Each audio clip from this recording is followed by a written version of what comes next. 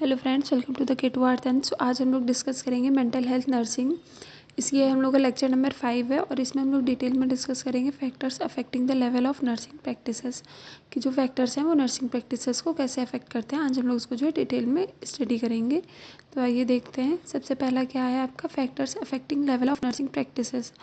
इसमें क्या है, the level eight which psychiatric nurses practice is determined by various factors. तो इसमें बहुत सारे फैक्टर्स हैं जो अफेक्ट कर सकते हैं। जैसे कि पहला है नर्स प्रैक्टिस एक्ट या लॉज जो भी होगा। दूसरा है प्रोफेशनल प्रैक्टिस स्टैंडर्ड्स। तीसरा है educational qualification and experience. Then है health care organisations philosophy.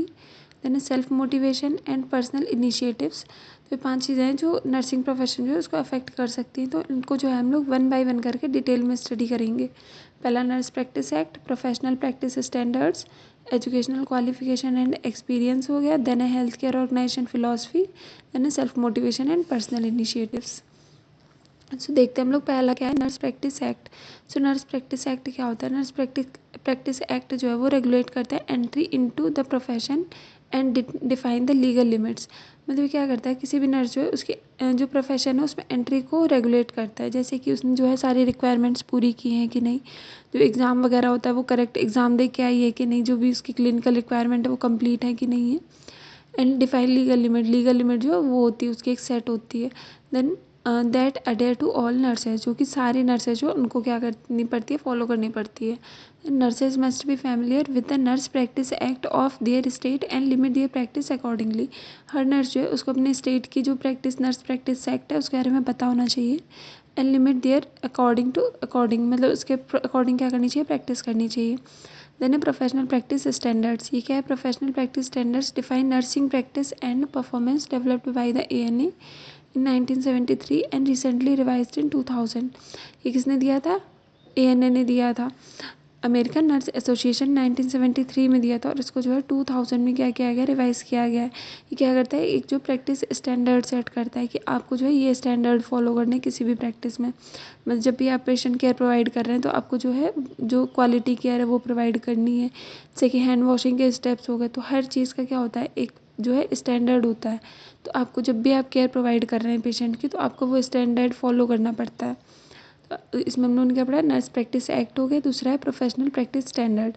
Nurse practice act में क्या है, जो भी रिक्वायरमेंट्स हो गई। देन प्रोफेशनल प्रैक्टिस स्टैंडर्ड में क्या, जो भी स्टैंडर्ड आपको फॉलो करने हैं। देन आपका नर्सेस क्वालिफिकेशन, इसमें क्या include education work experience and certification experience which determine the level of practice. इसमें हम लोग क्या करते हैं, एजुकेशन वर्क एक्सपीरियंस देखते हैं नर्स का कितना है, सर्टिफिकेशन कितने हैं उसके, एक्सपीरियंसेस कितना है उसके पास में, कितने साल उसने जो है जॉब की इससे पहले, ये सारी चीज़ें हम लोग देखते हैं। यानी a health care organisations philosophy, a health care organisations philosophy of mental health and mental illness and its approach towards treatment helps to share the expectation of both the nurse and the patient। मतलब क्या है, जो भी health care organisation होता है उसकी philosophy क्या है मेंटल हेल्थ के लिए, मेंटल इलनेस के लिए, उसकी क्या जो है फ़िलॉसफी क्या है, क्या सोच रखता है वो उस चीज़ के बारे में।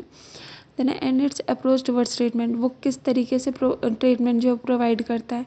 ये दोनों की हेल्प करता है, एक तो नर्स की भी हेल्प करता है, दूसरी पेशेंट जो है उसकी भी हेल्प करता है।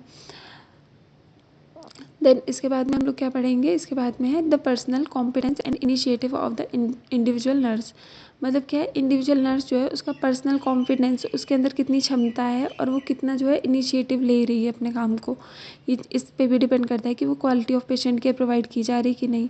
इसमें क्या होता है, performance are willingness to act as an agent of change. Then through knowledge of personal, मतलब जो नर्स है उसके पास में नॉलेज कितनी है। देन है पर्सनल स्ट्रेंथ कितनी है उसके पास में। देन वीकनेस कैसी है उसकी। देन रियलाइजेशन है कि नहीं। देन क्लिनिकल कॉम्पिटेंस, क्लिनिकल जो एक्सपीरियंस है वो है उसके पास कि नहीं। सारी चीज़ें इन चीज़ों पे भी डिफाइन करती हैं। तो थैंक यू गाइस, अगर आपको मेरा वीडियो पसंद आया हो तो please like it and share it, और अगर चैनल पे नए हो तो प्लीज़ सब्सक्राइब भी कर दीजिए। Thank you guys.